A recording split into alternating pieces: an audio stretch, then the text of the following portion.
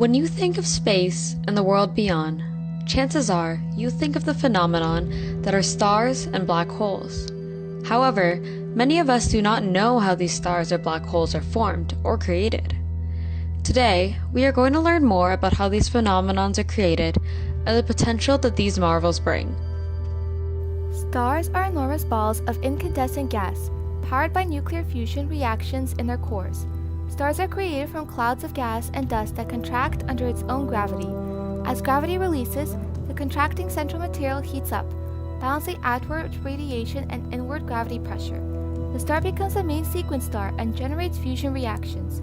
It fuses hydrogen to form helium. This produces a heavier nucleus. When the star runs out of hydrogen, it experiences a rapid loss of mass. The star becomes hotter because its hot core is exposed by the loss of the overlying atmosphere. Low and medium mass stars, like our Sun, will form into a planetary nebulae, which are expanding shells of luminous gas expelled by dying stars. Once the nebula runs out of gas, the hot nebula nucleus left behind will eventually cool down to become a white dwarf. High-mass stars go supernova. A supernova is a violently exploding star whose luminosity after eruption suddenly increases many millions of times its normal level. An iron core is built up at the center of the aging heavyweight star. When the core is too massive, it collapses. If the core's mass is less than about 3 solar masses, the collapse continues until the nucleus and the electrons merge, becoming a neutron star. If the core mass exceeds 3 solar masses, the imploding star is compressed into a black hole.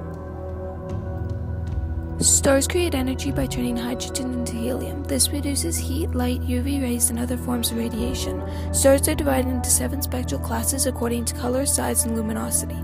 These are O, blue, B, blue-white, A, white, F, white-yellow, G, yellow, K, orange, and M, red, with O being the hottest and M the coolest. Stars' lives are in stages. The larger the star, the shorter the lifespan. The different types of stars in its life cycle are protostars, T-Tauri stars, main sequence stars, red giant stars, neutron stars, and supergiant stars.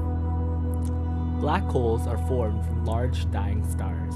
When a star has exhausted the internal thermonuclear fuels in the core, it becomes unstable and collapses inward upon itself.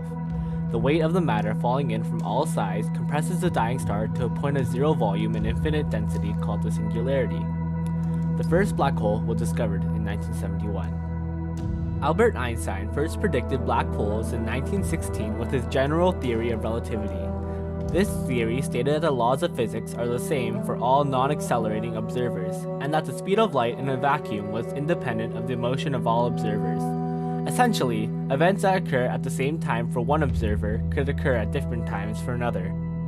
Studying black holes is very difficult because of both their small size and the fact that they emit no light. However, they can be observed by the effects of their enormous gravitational fields on nearby matter. For example, if a black hole is a member of a binary star system, matter flowing into it from its companion becomes intensely heated and then radiates X-rays copiously before entering the event horizon of the black hole and disappearing forever. There are 3 types of black holes: stellar, supermassive, and intermediate. Stellar black holes are the smallest compared to the others, but they are incredibly dense. This black hole packs 3 times or more the mass of the Sun into a city-sized range. This leads to a crazy amount of gravitational force, pulling on objects around it. Supermassive black holes are millions or even billions of times as massive as the Sun, but have a radius similar to that of the Earth's closest star. Such black holes are thought to lie at the center of pretty much every galaxy, including the Milky Way. Intermediate black holes are in between stellar and supermassive in terms of size. While most scientists are looking into using nuclear fusion or solar power as a solution to our future needs, Stephen Hawking was looking at a more unusual source: black holes. The renowned physicist had claimed that developing technology that could harness large black holes could provide enough power to supply the needs of the entire Earth. He noted that a black hole the size of a mountain would be giving off rays that could be harnessed and provide most of our electricity demands.